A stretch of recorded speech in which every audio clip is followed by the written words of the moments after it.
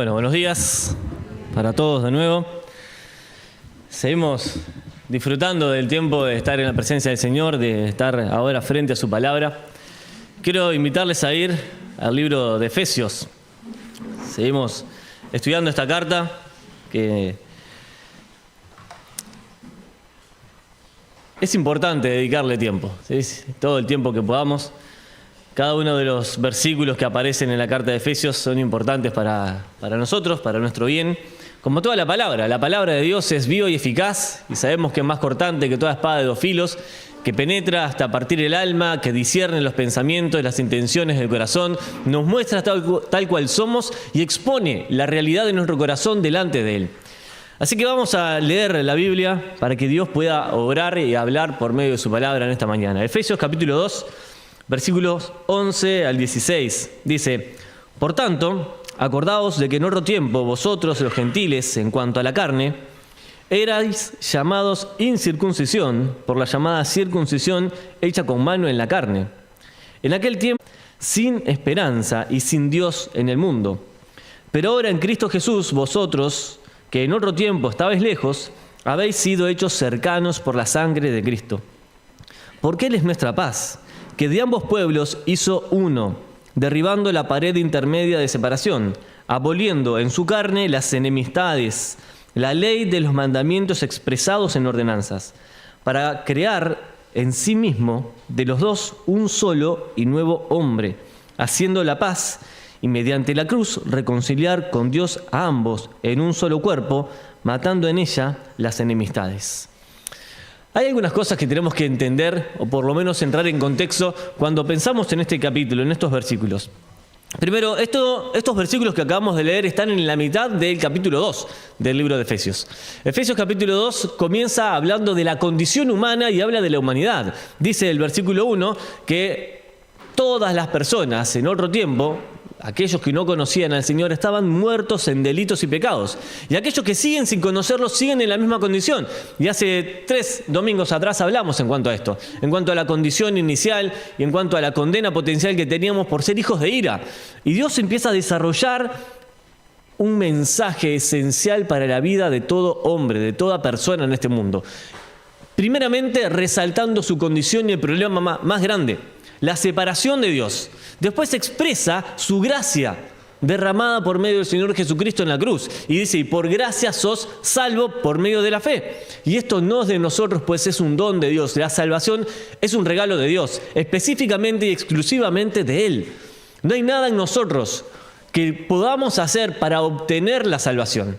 Algunos piensan que incluso la fe es una obra, y no vamos a entrar en eso porque en realidad no es así. Cada uno de nosotros tiene fe. Vos tenés fe, yo también la tengo, y cada uno decide colocar su fe en algo o en alguien. Por lo tanto, la fe es algo intrínseco a la persona, pero la Biblia también dice que el creer viene por el oír, y el oír de la palabra de Dios. Por lo tanto, en algún momento, esa fe colocada en la persona correcta obtiene resultados correctos.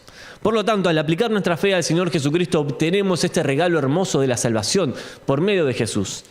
Sin embargo, cuando llegamos acá a estos versículos, empiezan a hablar de 2 pueblos. En la actualidad hay muchos pueblos, y en ese momento también había muchos pueblos. Sin embargo, en la Biblia siempre se hace la distinción entre 2 pueblos. El pueblo de Israel, que para los que conocemos sabemos que es el pueblo elegido de Dios, formado por todos los descendientes de Abraham, Isaac, Jacob, los 12 hijos de Jacob y todos los que vinieron por ellos. El pueblo de Israel era un pueblo especial, elegido por Dios para mostrar al mundo que había un solo Dios verdadero, Jehová de los ejércitos, y se había revelado como el Redentor, aquel que había sacado del pueblo y liberado del pueblo de Egipto, y les dio una tierra, les dio una promesa, hizo pactos con ellos, y los pactos de Dios, y esto es importante, Dios había hecho pactos con el pueblo de Israel, pactos con Abraham, y los iba a cumplir, es más, los va a cumplir cada uno de ellos. Por lo tanto, hay una diferencia entre lo que es Israel y lo que es el resto de los pueblos. Por eso acá el apóstol Pablo habla de 2 pueblos. No es que no existieran en ese momento otras naciones, sino la distinción que se venía haciendo desde el Antiguo Testamento entre el pueblo de Israel y el resto de los pueblos. Y los llama a los gentiles llamados incircuncisión. Bueno, ahí tenemos que ver un poquito qué es la circuncisión y entender un poco a qué se refiere en realidad con esto, ¿no? Es la señal del pacto. Allá aparece en Génesis capítulo 17, versículo 10, el pacto de Dios con Abraham confirmado con esta señal.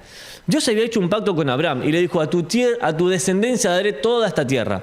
Pero además habla de que del mismo Abraham iba a venir alguien que iba a redimir al pueblo entero, al mundo entero. Y el pacto que Dios hace con Abraham tenía como promesa la redención del mundo. Ahora, la circuncisión es simplemente una cirugía que se hace en los varones y se hacía al 8º día. Hay todo en Génesis capítulo 17. Podemos tener toda la descripción bien clara de cuál es el ritual que se debía hacer. Era una señal para que el pueblo de Israel tuviera en su propio cuerpo una marca distintiva que los separara del resto de las naciones. Esa señal era el sello del pacto de Dios con el pueblo de Israel. Y por eso es que a los judíos se les llama el pueblo de la circuncisión y a los que no son judíos son el pueblo de la incircuncisión. Es la gran diferencia entre dos pueblos, el pueblo de Dios y aquellos que no pertenecen al pueblo de Dios. Por lo tanto, mirando en este contexto, en este pasaje, la diferencia entre un pueblo y el otro, podemos llegar a hacer también una especie de analogía entre lo que nosotros vivimos ahora, lo que es el pueblo de Dios, o quienes pertenecemos al pueblo de Dios, y quienes no pertenecen al pueblo de Dios.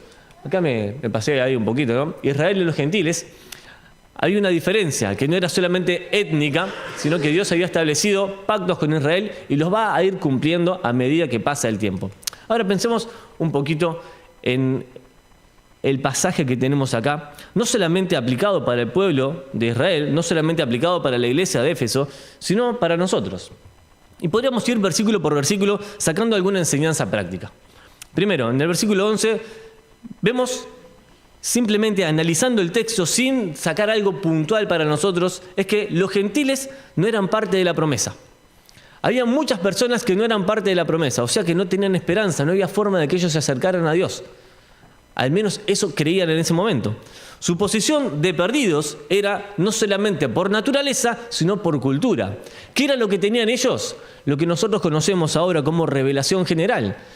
Los salmos dicen que los cielos cuentan la gloria de Dios y el firmamento anuncia la obra de sus manos, que un día emite palabra otro día, por lo tanto la creación evidencia la existencia de un creador. Seguimos avanzando en el mismo texto y vemos que no tenían esperanza, no conocían los pactos de Dios y estaban por eso separados completamente de Dios. Sin embargo, vino un sacrificio. Y hubo un sacrificio que es la sangre del nuevo pacto aplicada al pecador, cambió por completo la descripción del principio. La descripción del principio de aquellos que estaban lejos, por medio de Jesucristo ahora podían ser cercanos, podían acercarse a Dios por medio de Él. Entonces, estamos empezando a ver que los dos pueblos que estaban muy separados, por medio de un solo hombre, Jesucristo, empezaban a tener un punto en comunión. Un punto en común. Y esto parece que es muy sencillo de hacer, pero en realidad estamos viendo que todo el paganismo de la época se estaba reuniendo y uniendo a toda la religión judía de ese momento. Dos etnias, dos culturas, dos religiones totalmente distintas, dos pueblos totalmente opuestos, por medio de un solo hombre, de Jesucristo, podían juntarse, podían unirse, podían estar en comunión. En otro tiempo estaban lejos, pero ahora estaban siendo hechos cercanos. Por lo tanto, Dios dice que ya no hay más separación por razones de raza, de etnias o de familia. La paz, que es Cristo, Él la puede lograr y la puede mantener. Y lo podemos ver en las naciones enteras, en el mundo entero, que Dios empieza a juntar personas, empieza a juntar naciones. Mismo acá en este salón tenemos personas de distintos países, de distintas nacionalidades, y aún así podemos tener un solo punto en común que es Jesucristo. Y Él empieza a hacer de todos un solo pueblo, un solo hombre. Destruye por completo la enemistad entre las naciones y hace la paz entre ellos. Hoy por hoy, el mundo entero está buscando la paz y solamente Jesucristo lo puede hacer. El autor y sustentador de la fe lo hace posible. Solamente Él lo hace posible. Y cuando llegamos allí al versículo 16, vemos que Él hace la paz mediante la cruz. Y parece algo un poco contradictorio, porque un elemento de tortura se transforma en un emblema de redención, en un emblema de paz, donde se crucificaban y se torturaban a las personas. Ahora nosotros vemos un elemento que nos habla de redención, de vida eterna, de paz y de esperanza, de reconciliación con Dios, pero también de reconciliación entre las personas. Ahora, pensando un poquito en todo esto, dice el versículo 12, ¿no? En aquel tiempo estábamos sin Cristo. Estábamos lejos de la ciudadanía de Israel, ajenos a los pactos de las promesas, sin esperanza y sin Dios en el mundo. Yo creo que toda la descripción de este pasaje habla de la realidad de las personas en este mundo, de la lejanía de Dios. Y cuando estamos lejos de Dios, lo que abunda en nuestro corazón es un profundo sentimiento de soledad, de vacío espiritual, de algo que no nos puede llenar de ninguna forma, de ninguna manera. Si recordamos hacia atrás y empezamos a hacer memoria de cómo estaba nuestra vida sin Cristo, abundarían en nosotros los recuerdos de las malas acciones, de los malos pensamientos, de las malas conductas, de las prácticas que nos separaban de Dios, pero sobre todo volveríamos a obtener ese vacío que estaba en nuestro corazón, que nada lo podía llenar. Y seguíamos avanzando en nuestra vida, pero nos faltaba algo, nos faltaba lo esencial en nuestra vida. El mundo entero está bajo el maligno, dice la Escritura. Sin embargo, acá el Señor Jesús nos dice a nosotros, a la iglesia de Dios, que en aquel tiempo, cuando estábamos lejos de Él, lejos de conocer la palabra de Dios, lejos de conocer al Señor Jesucristo como nuestro Salvador, nos faltaba algo, nos faltaba lo esencial. No teníamos a Cristo, no teníamos esperanza y no teníamos una razón para vivir. Cuando miramos un poquito el mundo en el que vivimos, pensemos a ver si no hay personas que viven así. O tal vez tenemos que pensar un poquito en nosotros y darnos cuenta si en este momento no estamos viviendo así. A veces nos congregamos, venimos a la iglesia y estamos juntos, pero nos sentimos completamente vacíos. ¿Y saben cuál es la peor soledad?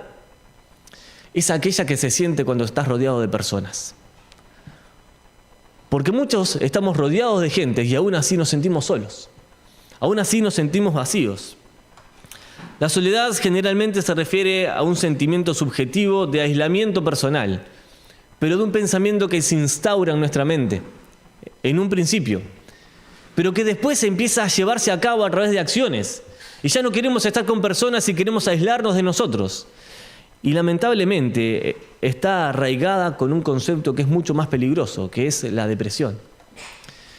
Y cuando una persona se siente sola, incluso cuando está rodeada de otras personas, siente que nadie lo comprende, siente que nadie lo valora, siente que no hay conexión con nadie y que no se puede conectar ni relacionar con la gente, en ese momento se empieza a pensar en uno mismo.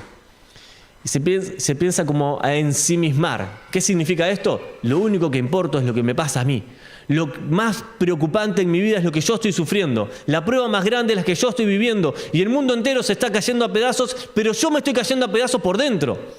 Entonces eso derriba en un trastorno del estado de ánimo que se caracteriza por una profunda tristeza, pérdida del interés, del placer, pérdida de la motivación. Y eso nos lleva a la depresión. Y parece un poco extraño que de este pasaje terminemos hablando de esto. Pero estar sin Cristo, alejados de Dios, alejados de las promesas de Él, sin esperanza, sin luz, totalmente solos, ¿a qué nos lleva? ¿En qué deriva la humanidad cuando se encuentra en esta situación? Las personas empiezan a perder el apetito, se empieza a perder el sueño. Ya no hay razones para vivir sin Cristo. Ya no hay razones para seguir adelante sin esperanza. Ya no tenemos una motivación para continuar. Ya no hay una razón para vivir. Entonces, hay una relación de causa y efecto entre estas dos cosas. La soledad puede producir como efecto la depresión. Pero la depresión en sí misma también tiene una retroalimentación negativa en cuanto a la soledad. Porque cuando una persona empieza a sentir que no hay nada que lo satisface, no hay nada que lo motiva, no hay nada que lo pueda llevar adelante, entonces lo único que siente es un vacío interior. Y eso nos lleva a una soledad personal. Nos lleva a pensar que nadie en este mundo nos puede llegar a comprender y nos olvidamos de aquel que vino y entregó su vida por amor a nosotros. Nos olvidamos que somos seres que necesitamos de Dios y que solamente Él puede llenar lo que nosotros necesitamos. El mundo entero busca llenar el vacío de su corazón y podríamos llenar libros enteros con prácticas que tienen las personas o que tenemos o teníamos tratando de llenar lo que solo Dios puede llenar. En medio de todo esto, esta retroalimentación negativa, la presencia de uno exacerba la necesidad del otro. La presencia de la soledad, en cierta manera, motiva a caer en este tipo de trastornos del ánimo. Hermanos, muy pocas veces hablamos de esto. Y no somos conscientes que somos seres totalmente complejos, sumamente complejos. Que no solamente tenemos un cuerpo y un espíritu para vincularnos con las personas y vincularnos con Dios, tenemos una mente que también se puede enfermar. Y que a veces no nos damos cuenta que necesitamos de los demás.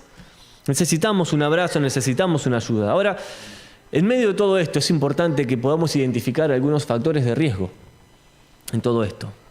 Ambos estados comparten algunos factores de riesgo, como el aislamiento social. Y tal vez tenemos que hacernos algunas preguntas. ¿A quién recurrís cuando estás mal anímicamente? ¿A quién le podés contar lo que más te pesa en tu vida? ¿Quién es aquella persona de confianza? Y a veces ni siquiera en el matrimonio se da esto. Porque decís, bueno, ¿por qué voy a cargar a mi cónyuge con las cosas que me pasan a mí si ya tiene demasiado con lo cual cargar? ¿Me soporta a mí todos los días?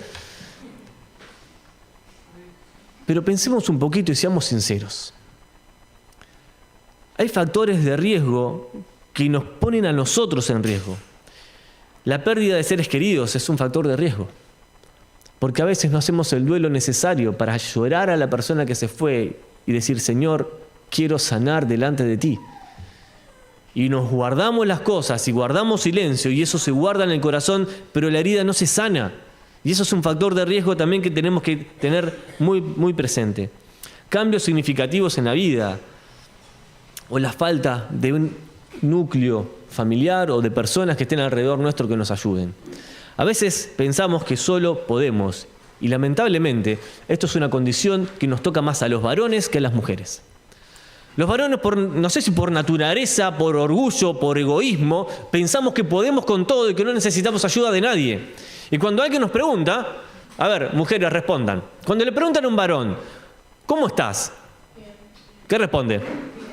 Y si le preguntás, ¿en qué estás pensando? Así somos los varones. Estamos bien y no pensamos en nada. Y sin embargo, no es así. Tenemos que ser sinceros, sincerarnos en nosotros mismos, que a veces sí no estamos bien. Y decir, no estoy bien, es algo que nos hace bien. Decir, estoy pensando en algo que me tiene mal, también nos hace bien. Evidentemente no lo podemos hacer con cualquiera. Necesitamos personas maduras espiritualmente que nos puedan acompañar, que nos puedan ayudar, que nos puedan aconsejar, que puedan decirnos, bueno, ¿estás solo? ¿Te sentís solo? ¿Sentís que no tenés a nadie con quien contar? Bueno, acá estoy. Puedo ayudarte. Necesitamos la ayuda de otros. Hermanos, la iglesia a mí me gusta imaginarla como una cadena, en cierta manera. Y esto lo he dicho varias veces, ¿no? Yo soy un eslabón y con un brazo sostengo a otro eslabón y en el otro brazo sostengo a otro eslabón. Pero lo mejor es que hay dos que me sostienen a mí. Por lo tanto, no estamos solos. Nunca estamos solos. La soledad y la depresión tienen impactos en nuestra salud física y mental. Tanto la soledad como la depresión tienen implicaciones significativas para la salud nuestra. Y cuando no somos conscientes de esto, nos vamos a dar cuenta cuando tal vez sea un poco tarde. Hermanos, estamos delante de la palabra de Dios, pero estamos también delante de Dios, el diseñador de nuestro cuerpo, el diseñador de nuestra vida. Él nos creó con intelecto, emoción y voluntad. Y Él es un ser integral que quiere tratarnos de manera integral. Muchas veces derivan en enfermedades cardiovasculares o un deterioro cognitivo. A veces que las personas empezamos a dejar de pensar de manera coherente por este tipo de trastornos. Ahora, no quiero irme a lo técnico nomás.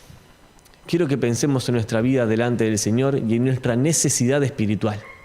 Sin dejar de ser conscientes la necesidad física y emocional que también tenemos que suplir.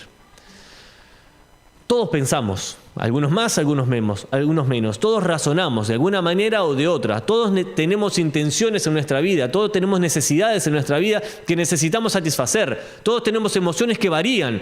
Algunos tenemos una autoestima más alta, otros tenemos más bajo. Algunos tenemos motivaciones para seguir. Por ejemplo, una motivación común de una persona puede ser, bueno, tengo una familia que depende de mí, que tengo que alimentar. Y si tu familia se va, ¿de qué depende la razón que tenés para vivir? Bueno, tengo un buen trabajo y lo tengo que mantener. Y si perdés el trabajo, ¿de qué depende tu razón para vivir? Bueno, tengo un ministerio en la iglesia. Y si perdés el ministerio, y así podemos seguir con la lista. Nuestra salud emocional, espiritual, física e intelectual no puede depender de lo que tenemos, sino de lo que somos en Cristo y de lo que Él provee para nuestra vida. Cuando estamos lejos del Señor, el vacío empieza a llenar nuestro corazón. Y eso es una contradicción, ¿no? ¿Cómo nos llenamos de vacío? No, es imposible llenar algo de vacío. El problema es que el corazón se empieza a vaciar cuando deja de llenarse del Señor. Y ahí es donde empieza el primer problema. Cuando dejamos de buscar a Cristo, entonces Él deja de tener el control absoluto de nuestra vida, de nuestro cuerpo, de nuestro corazón y hasta de nuestras intenciones. El apóstol Pablo dice más de una vez que debemos ser controlados absolutamente por el Espíritu Santo. Y es un mandato y un deber de cada creyente ser lleno del Espíritu. El bautismo del Espíritu, o sea, el ser introducidos en la familia de Dios, es algo que Él hace en nosotros. Y ya lo estudiamos en Efesios capítulo 1. Él nos selló con el Espíritu Santo.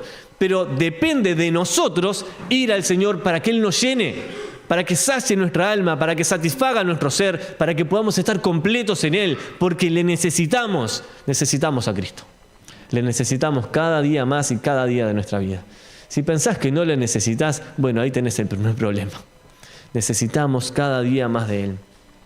Y es bueno pensar que Él no solamente nos plantea... ¿Qué es esto? ¿Pasando? Bueno, se fue demasiado. Volvemos para atrás un poquito. Ahí está.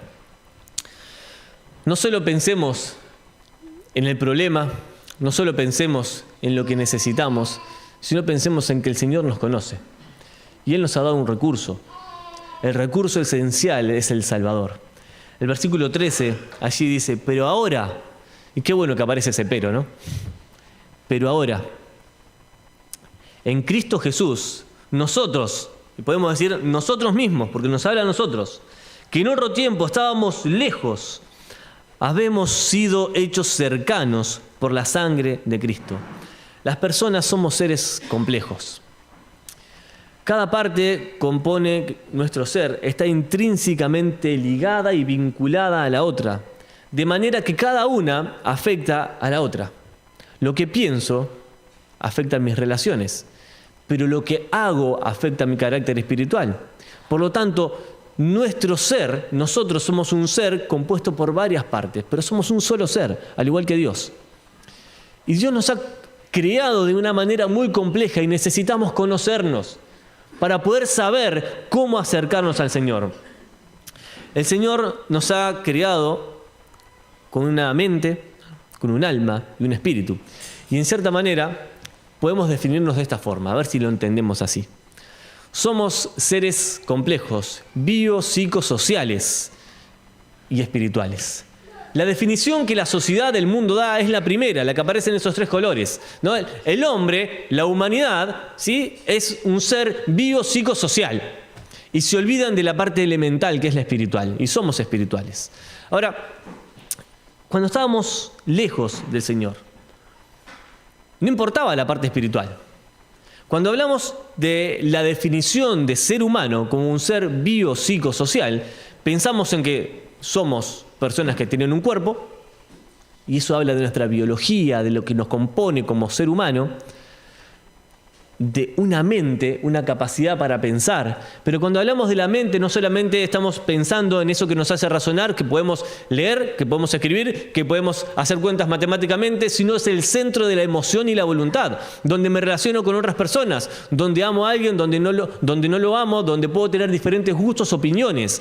El centro de la emoción y la voluntad en la Biblia muchas veces se refiere a la mente. Y obviamente que estamos inmersos en una sociedad que nos bombardea, que nos afecta, que es imposible no relacionarnos con la sociedad. Y nuestra sociedad puede ser muy amplia o muy escueta, depende de nuestros círculos de conexión. Acá tenemos un círculo de conexión que es la iglesia. En el lugar donde trabajamos o donde estudian es otro círculo de conexión. Y así podemos ir agrandando círculos en medio de una sociedad. Pero ahora, por medio de los dispositivos electrónicos que tenemos, nuestra sociedad se ha agrandado muchísimo más. Y lo que nos afecta a la sociedad, a nosotros, es mucho más ahora que lo que pasaba hace 20 años atrás. Satanás ha utilizado todo esto para afectarnos a nosotros, física, mental, emocionalmente y por supuesto de manera espiritual. Porque el mundo entero y la humanidad se enfoca en la primera parte y descuida en lo espiritual. Ahora, yo te hago una pregunta. Si estás mal anímicamente, ¿podés estar bien espiritualmente? Si estás mal espiritualmente, ¿vas a estar bien anímicamente? Bueno, pueden haber personas que respondan que sí. Sin embargo, una parte afecta a la otra y no podemos estar bien espiritualmente si mal anímicamente. ¿Eso significa que no podemos estar tristes? Y por supuesto que no, porque la tristeza es una expresión del dolor también. Si nosotros perdemos un ser querido, vamos a estar tristes. ¿Eso significa que estoy mal anímicamente? No, porque el estado de ánimo es diferente al sentir tristeza. Son dos cosas distintas. ¿Puede ser que esté bien espiritualmente y anímicamente por el suelo? Bueno, el Señor nos sustenta. Porque si estamos mal anímicamente, seguramente también afecta nuestra vida espiritual. Hermanos, no podemos descuidar ninguna área de nuestra vida. El Señor nos ha unido a Él y estamos en Cristo, estamos cerca de Él, estamos con Él. Dios conoce cada aspecto de nuestra vida y no descuida ninguna parte. ¿Se acuerdan cuando el Señor Jesús les dijo a sus discípulos: no caerá ninguno de estos pájaros sin que el Señor lo sepa? Y les dijo: más valen ustedes que muchos pajaritos. Y además agregó: el Señor conoce cada uno de los cabellos que tienen. Y así podemos seguir. La descripción que el Señor hace de nosotros es completa, porque nos conoce a la perfección. Cada área, cada aspecto de nuestra vida, cada intención, cada pensamiento, todo lo que hacemos y lo que nos vincula con las personas, todo lo conoce. Y en medio de todo esto, el Señor quiere sanar las heridas del corazón. Él quiere llenar cada parte de ese rompecabezas que todavía está inconcluso. Él quiere llenar cada vacío de nuestro corazón que todavía no se ha llenado de Él. A veces tenemos heridas que no han sanado. Heridas emocionales, no físicas, que tal vez otras personas hicieron, pero que nosotros las mantenemos abiertas porque no aprendimos a perdonar. ¿Saben que una de las cosas que tenemos que aprender es aprender a perdonar sin que nos pidan perdón? Es un ejercicio muy saludable, pero es un ejercicio de madurez espiritual. Hay veces que alguien va a venir a pedirte perdón y qué lindo es que vos le puedas decir: no te preocupes, yo ya te perdoné. O que vos vayas a pedirle perdón a alguien porque te diste cuenta que hiciste algo malo y que la persona te responda de esa manera. ¿Sabés que Dios quiere sanar las heridas del alma? La sociedad quiere destruir lo que el Señor quiere sanar. Satanás ataca lo que Cristo quiere unir. Y Satanás ataca a la iglesia, el cuerpo de Cristo, y quiere destruirla porque el Señor la quiere unir. Quiere dividir un hermano contra otro y atacarnos mutuamente, tratarnos de separar lo que Cristo quiere que sea uno. Y si hablamos en el concepto de unidad y en el concepto matemático, el sentido de la unidad es algo que no se puede dividir, que es totalmente absoluto. Es lo que el Señor quiere que nosotros seamos, uno. Algo que es imposible de dividir. La unidad mínima. Algo que no se puede separar, indivisible. Eso es lo que Dios quiere con su iglesia. Pero lo que Dios quiere con su iglesia es lo que Satanás quiere destruir. Hermanos, Cristo vino a dar paz, a dar vida y a dar esperanza, de una manera especial y milagrosa. Por eso es que a veces nosotros tenemos que pensar: ¿en quién estamos confiando? Y parece un poco absurdo pensar esto para la congregación, para la iglesia. ¿En quién estás confiando? La mayoría de las veces confiamos en nosotros mismos, aunque no lo digamos, aunque profesemos confiar en el Señor y digamos: no, Señor, yo confío en ti. Pero qué bueno que tengo trabajo, porque si no, no confiaría en el Señor, ¿no? Tengo mi sueldo fijo, tengo diferente... Y empezamos a confiar en otras cosas que sustituyen al Señor. y volvemos a alejarnos. Y vuelve el recuerdo de la soledad, y vuelve el recuerdo del vacío en nuestro interior. ¿A qué nos dedicamos cuando no estamos con Él? ¿A qué nos dedicamos cuando no estamos rodeados de hermanos? ¿Qué es lo que llena nuestra mente? ¿Qué es lo que llena nuestras intenciones? ¿Qué es lo que nos quita el sueño en las noches? Yo no sé si alguna vez te sentiste como esa cuerda, a punto de reventar, diciendo, Señor, ya no doy más, ya no puedo seguir. Así como estoy, no puedo seguir adelante, no puedo avanzar, no hay manera.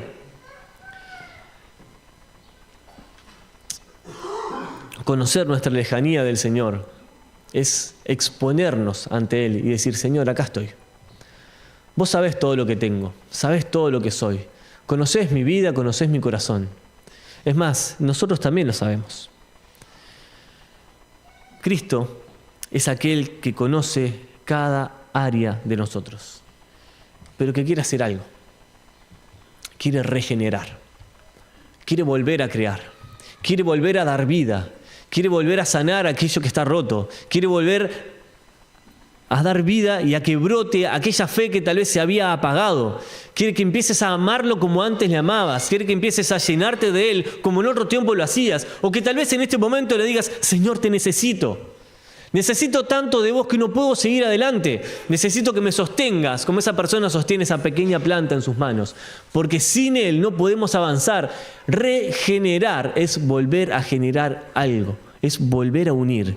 Es dar vida y solamente Cristo lo puede hacer. Sabemos que separados de Él nada podemos hacer.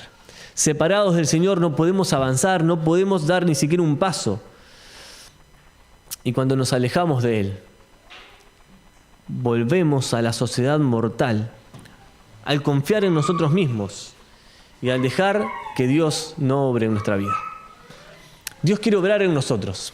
Dios quiere llenarnos de Él. Dios quiere sanar nuestro corazón. Dios quiere llenarnos de su presencia. Y el recurso que Él nos ha dado es Él mismo, el Espíritu Santo en nosotros. Ahora, si no tenés a Cristo, si no tenés el Espíritu Santo en tu vida, es imposible que puedas experimentar esto. Es imposible que puedas experimentar la paz de Dios, la esperanza que no nos avergüenza. Es imposible que puedas experimentar al Salvador, el Rey de Reyes, el Señor de Señores, el que descendió del cielo, el que dio su vida por amor a nosotros, el que ha resucitado con poder y que está sentado ahora a la diestra del Padre, con poder, autoridad y majestad, pero el que también quiere llenar tu corazón. Quiere darte paz y esperanza, y solamente Cristo lo puede hacer. Hermanos y amigos, necesitamos acercarnos a Él. Necesitas acercarte a Cristo, necesitas reconciliarte con Dios.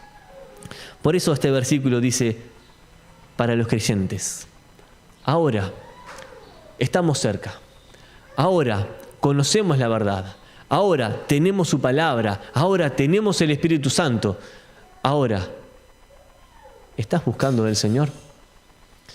¿Estás yendo a Él continuamente para que llene tu vida? Hay algo que nosotros necesitamos hacer. Y a veces, siendo hijos de Dios, debemos volver a reconciliarnos con Dios.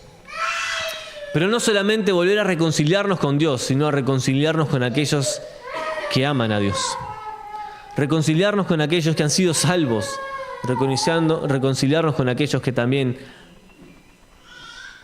son hijos de Dios. El versículo 16, que fue el último que leímos, dice que mediante la cruz, el Señor Jesucristo quería reconciliar con Dios a ambos pueblos en un solo cuerpo, matando en ella, en la cruz, las enemistades. Efesios 2:16. Matando las enemistades. Dios unió dos pueblos que humanamente era imposible que se unieran. Él lo hizo posible. Los paganos y los judíos ahora podían ser un solo pueblo. Y nosotros que somos todos uruguayos, bueno, o algunos extranjeros, no podemos ser un solo pueblo.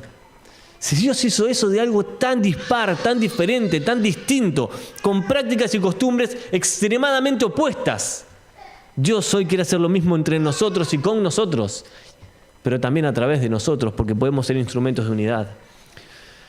Nada tan diferente como ellos, en prácticas, en costumbres y en religión. Y Dios hizo la unidad y el Espíritu Santo los ha ligado. No tenían ley y ahora tienen ley. no tenían esperanza y ahora tienen esperanza. No tenían a Cristo y ahora tienen a Cristo. Y así nos podíamos identificar nosotros. No teníamos ley, no conocíamos la verdad, no conocíamos al Señor, pero ahora le conocemos y tenemos todo esto y debemos atesorarlo. Pero en medio de toda esta situación y con todas estas circunstancias, el Señor quiere que nosotros meditemos un poco en lo que Él ha hecho y en lo que Él quiere lograr a través de nosotros. ¿Por qué? Porque a veces parece que en medio de la relación con los hermanos, el camino es como esto. Queremos caminar juntos, pero hay obstáculos en el medio. Hay obstáculos que no nos dejan avanzar. Hay obstáculos que no nos permiten seguir adelante. Dios ya hizo la unidad. Dios la ha garantizado. Sin embargo, Satanás la ataca continuamente, constantemente. Es intencional en destruir. Es intencional en separar. Es intencional en robarte tiempo. Y en robarte tiempo sobre todo para estar a solas con Dios. Es intencional en robarte tiempo para que te congregues. Y no quiere que te acerques a Él. Es intencional en poner tropiezos, esas piedras en el camino que te hacen tropezar una y otra vez. Y no somos conscientes de que el enemigo quiere destruirnos. Pero que a veces el peor enemigo somos nosotros mismos. Y no podemos olvidarnos de esto. Esa piedra en el camino, el Señor Jesús dijo que Él, de estos dos pueblos, había un muro, una muralla de separación, y Cristo la derribó. Había enemistades, y Cristo las abolió. Abolir la enemistad es sacarla del medio, ya no existía más. Estaban peleados y el Señor los reconcilió, pero no solamente eso, sino que mató las enemistades entre esos dos pueblos, y lo hizo de una forma milagrosa. ¿No deberíamos disfrutar un poco más de lo que el Espíritu Santo ha hecho? ¿No deberíamos disfrutar un poco más de la unidad en el Señor? Pensemos un poquito, ¿no? Más allá del sonido. ¿Disfrutás tu comunión con el Señor? ¿Estás disfrutando de estar con Él? Cristo ya hizo todo lo que debía hacer. ¿Estás disfrutando de Él? ¿Te has acercado genuinamente a Él? ¿Disfrutás la comunión con los hermanos? Puedes venir y abrazar a cualquier hermano de esta congregación o de otra congregación y decir, qué bueno que somos hermanos, y darle un abrazo y disfrutar de la comunión con él, o hay un obstáculo en el camino. O hay algo que no te permite hacerlo. Somos mucho más que este grupo, ¿sabían? En el cielo no van a haber denominaciones. No estaremos identificados como hermanos libres, no habrá bautistas ni pentecostales. Vamos a ser un pueblo. En lo fundamental tenemos que tener unidad y en lo secundario tenemos que tener libertad. Pero lo que nos une es el poder de la cruz, el Espíritu Santo. Y tenemos nuestros grupos de iglesias, por supuesto que sí. ¿Disfrutás de ir a la conferencia? ¿Has tenido la experiencia de encontrarte con hermanos del interior, darle un abrazo y decir, qué bueno que somos muchísimos más? El sábado pasado, no ayer, el otro, en la conferencia éramos más de 560 personas, juntos. Y muchos de los que están acá se lo perdieron. Perdemos esos eventos tan importantes. ¿Por qué? Y porque nos enfocamos en lo que nosotros queremos hacer y parece que es más importante quedarnos a comer tranquilos en casa que ir a disfrutar de la comunión con los hermanos. Y es importante disfrutar de todo esto. ¿Has disfrutado de un campamento, de una campaña evangelística, de una salida a evangelizar con otros hermanos? ¿Has disfrutado de eso que es parte de la comunión? Todo esto es parte de la comunión y es parte de lo que nos hace como iglesia. No pensemos solamente en este lugar, sino en todo lo que Dios quiere hacer a través de nosotros en otros lados también. Pudiéramos hacer todo esto por medio del pueblo de Dios. Si tuviéramos que mirar alrededor, a cada uno de los hermanos, a cada una de las personas que están con nosotros, ¿disfrutamos o hay estorbos, hermanos? Cristo quiere hacer algo en nosotros. Somos diferentes, es cierto. Tenemos costumbres distintas aún entre nosotros, también. Tenemos diferencias, obviamente. Pero ¿saben qué? No tenemos tantas diferencias como los hermanos que estaban en el primer siglo. Los judíos y los paganos, ellos sí tenían diferencias. Y aún así el Señor hizo un solo pueblo. Aún así Dios hizo algo maravilloso. Dios hizo algo milagroso. ¿Saben por qué? Porque Dios ya hizo lo imposible. Ahora nos toca a nosotros hacer lo que es posible. Y ahí ese cartel nos identifica mucho. Porque a veces pensamos mucho más en una parte que en la otra. ¿Y en qué nos estamos enfocando cuando pensamos en el Señor y cuando pensamos en los hermanos? ¿En qué nos estamos enfocando? El Señor Jesús, orando al Padre, decía: Señor, no ruego que los quites del mundo, sino que los guardes del mal. El maligno quiere atacarnos y quiere destruirnos, pero el Señor ha rogado por nosotros que nos guardes del mal. Y Él nos guarda, pero a veces nosotros vamos en busca del mal. Él nos guarda de los ataques del enemigo, pero a veces nosotros le damos lugar al diablo, en nuestro corazón, en nuestros pensamientos, y eso crea enemistades, eso crea obstáculos que no nos permiten avanzar. Pero la oración más esencial en todo esto es la que el Señor hace un poquito más adelante. En ese versículo 17, el Señor Jesús le dice al Padre: Padre, que todos sean uno, como tú en mí y yo en ti, que también ellos sean uno en nosotros. Que sean uno. Ya no vivimos para nosotros mismos, vivimos para el Señor. Ya no nos pertenecemos a nosotros mismos, pertenecemos al Señor. El Señor mismo, nuestro Salvador, nos ha unido, nos ha vinculado, nos ha dado la paz por medio de su cruz. Ahora, si Él ya hizo lo imposible, ¿por qué nosotros no nos enfocamos un poco más en lo posible? El apóstol Pablo le escribía a la iglesia en Corinto, después de solucionar un problema muy grande, después de tratar problemas de pecado, después de hablar de la reconciliación y de la restauración de un hermano y de muchas otras cosas que aparecen ahí en la carta a los Corintios, Pablo dice esto: porque el amor de Cristo nos constriñe, nos aprieta el corazón de tal manera que, pensando esto, que si uno murió por todos, ¿y ese uno quién es? Jesucristo. Luego, todos murieron. ¿Qué significa esto? Ya no vivís para vos. A veces pensamos tanto en nosotros mismos y dejamos de considerar al hermano y solamente exaltamos lo que nos parece a nosotros cuando el Señor nos manda a estimarnos unos a otros como superiores a nosotros mismos. Si uno murió, luego todos murieron. ¿Por qué? Porque por todos murió. ¿Para qué? Para que los que viven ya no vivan para sí, sino para aquel que murió y resucitó por ellos. Y el versículo 17 dice: de modo que si alguno está en Cristo, es una nueva creación. Y habla de hacer algo nuevamente. Somos una nueva creación. ¿Tenés luchas con el pecado? Yo también las tengo. Cada uno de nosotros. ¿Tenés luchas con antiguas prácticas? Por supuesto, yo también. Pero Cristo ha hecho todo nuevo. Cristo nos ha dado una nueva vida, una nueva esperanza, una razón para vivir. Todas las cosas viejas han pasado y eso significa que vos intencionalmente tenés que cortar de raíz con todas las prácticas anteriores. Incluso, después de haber sido creyente, acarreamos prácticas que son como vicios pecaminosos que nos llevan solamente a desviarnos de la verdad y a poner estorbos en el camino de la vida cristiana. En medio de todo esto, todas las cosas son hechas nuevas por el poder de Dios. Y hay algo que tenemos que hacer, y termino con este versículo. Hebreos capítulo 10, versículos 24 y 25. Dios nos habla puntualmente a cada uno de nosotros y a nuestro corazón. Versículos dignos de ser memorizados como toda la Escritura. Pero dice: considerémonos unos a otros. ¿Para qué? Para criticarnos y pensar mal del otro. Para exaltar los errores y ver qué hay que corregir, porque espiritualizamos las cosas cuando decimos, bueno, tenemos que corregir para mejorar. Sin embargo, en la Biblia yo encuentro otra cosa: el estimularnos al amor y a las buenas obras.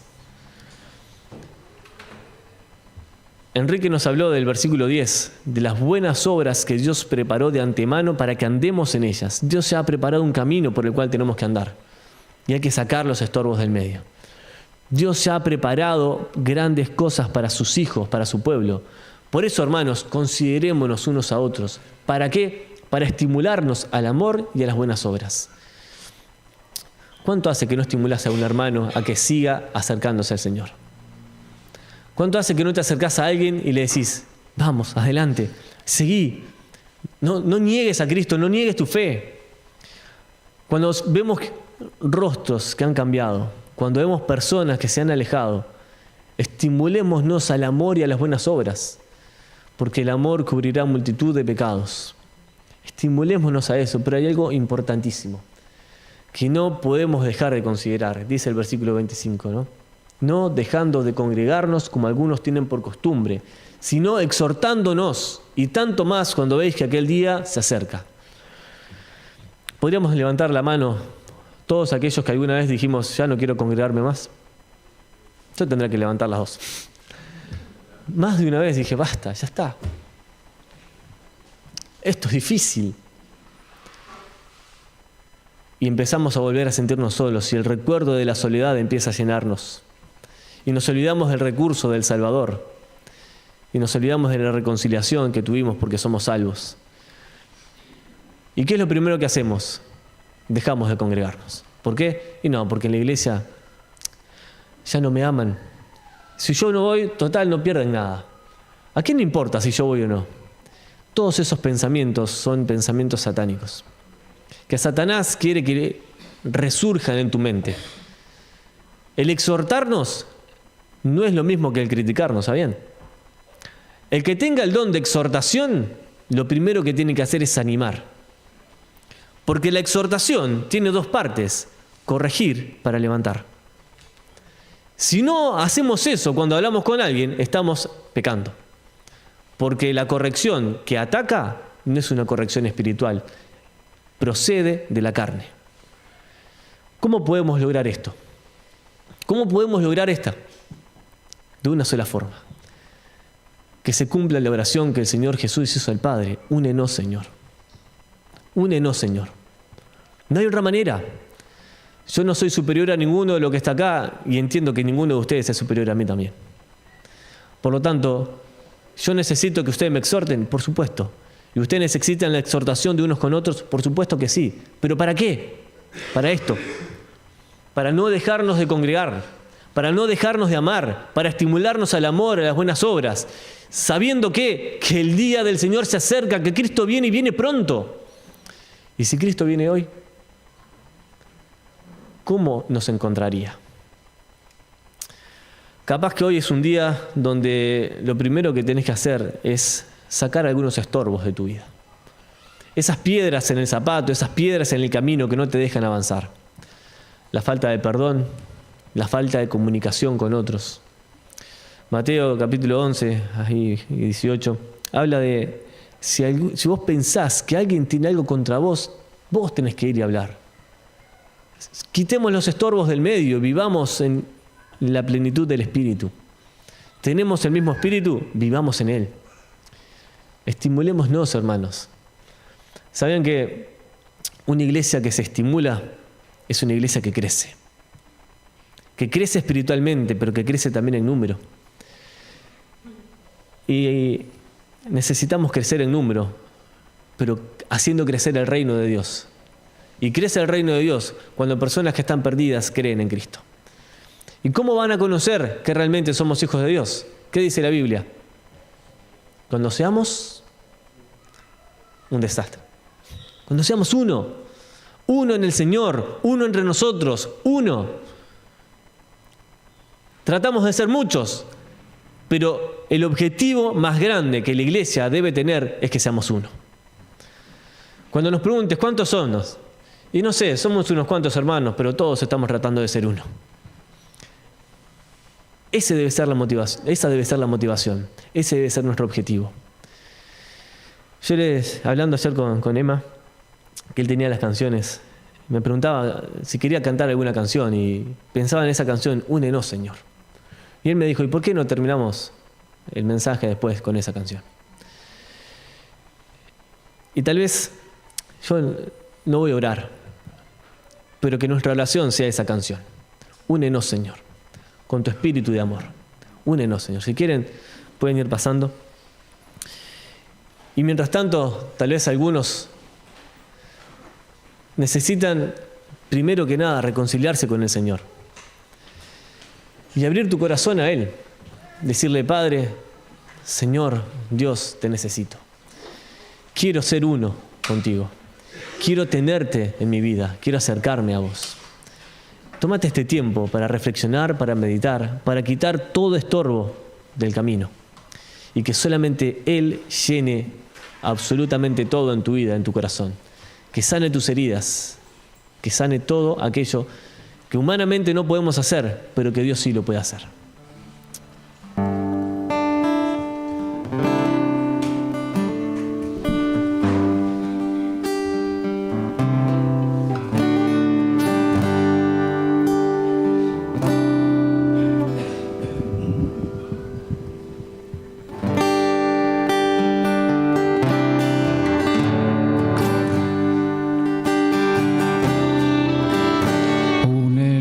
Señor, con tu espíritu de amor, que tu pueblo sea uno, como tú y el Padre son. Únenos, Señor, haznos ver tu voluntad, danos tu discernimiento y enséñanos a amar.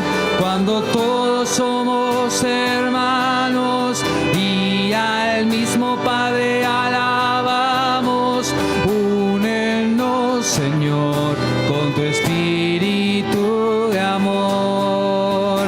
Cuando todos somos hermanos y al mismo Padre alabamos, únenos, Señor, con tu espíritu de amor, con tu espíritu de amor, con tu espíritu de amor. Vamos del principio.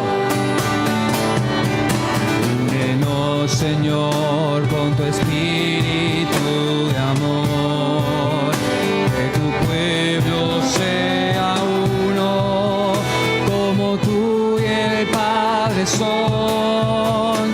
Únenos, Señor, haznos ver tu voluntad, danos tu discernimiento y enséñanos a amar.